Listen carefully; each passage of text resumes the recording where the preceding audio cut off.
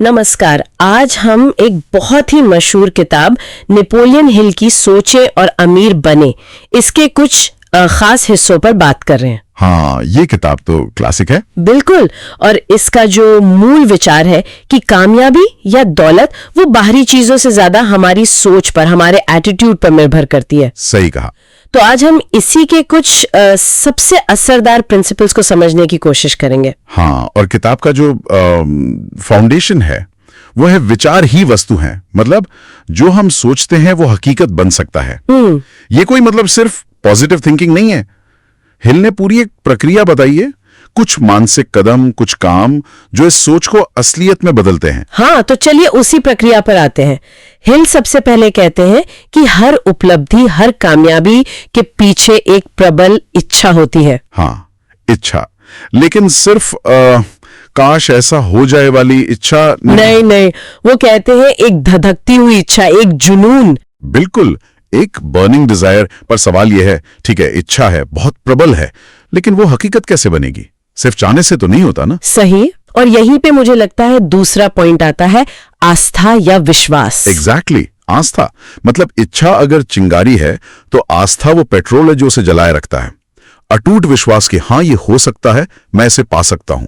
और हिल कहते हैं कि ये आस्था आत्म सुझाव से पैदा की जा सकती है या बढ़ाई जा सकती है। हाँ, ऑटो सजेशन, यानी खुद को बार बार पूरे यकीन और भावना के साथ वो बात कहना जो आप पाना चाहते हैं। ये दिलचस्प है कि सिर्फ दोहराना नहीं बल्कि भावना के साथ। हाँ, क्योंकि हिल का मानना था कि हमारा अवचेतन मन, सबकॉन्शियस माइंड, वो लॉजिक से ज्यादा भावनाओं को समझता है। तो जब आप भावना से दोहराते हैं वो बात गहरे में उतरती है। लेकिन यहाँ एक सवाल उठता है, क्या ये हमेशा प्रैक्टिकल है?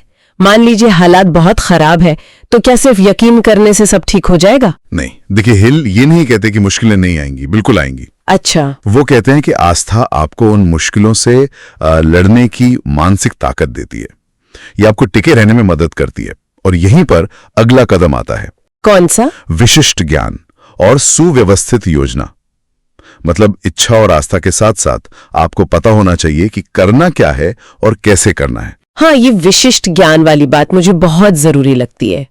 हिल साफ कहते हैं कि जरूरी नहीं कि सारा ज्ञान आपके पास पहले से हो। बिल्कुल नहीं। जरूरी ये है कि आप ये जाने कि ज्ञान कहाँ से मिलेगा, कैसे मिलेगा और उसे इस्तेमाल कैसे करना है। सही। और फिर उस ज्ञान के आधार पर एक प्लान बनाना, एक ऑर्गेनाइज्ड प्लान। और हिल ये भी कहते हैं कि पहली योजना फेल हो सकती है।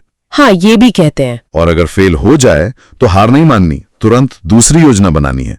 और यहीं पर दो और गुण चाहिए, निर्णय और लगन। निर्णय यानी फैसला लेने की क्षमता, और टालम टोल से बचना।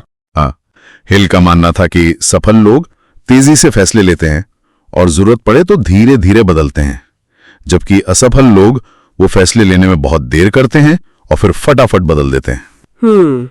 और फिर आती है लगन यानी परसिस्टेंस। हाँ, लगन शायद सबसे जरूरी।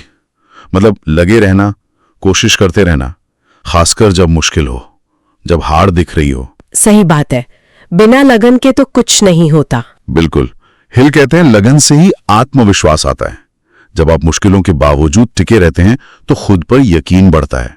तो ये सब चीजें, इच्छा, आस्था, ज्ञान, योजना, निर्णय, लगन, ये सब मिलकर काम करती हैं, एक सिस्टम की तरह। हाँ, एक सिस्टम। लेकिन एक और रुकावट है जिसका जिक्र हिल ने की है, डर।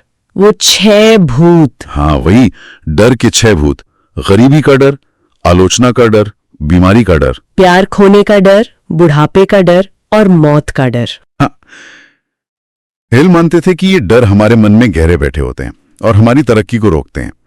जब तक हम इन्हें पहचान कर इन पर काबू नहीं पाते तब तक बाहरी सफलता मुश्किल है। तो संक्षेप में कहें तो ये किताब असल में हमारी अंदर की दुनिया पर फोकस करने को कहती है। बिल्कुल।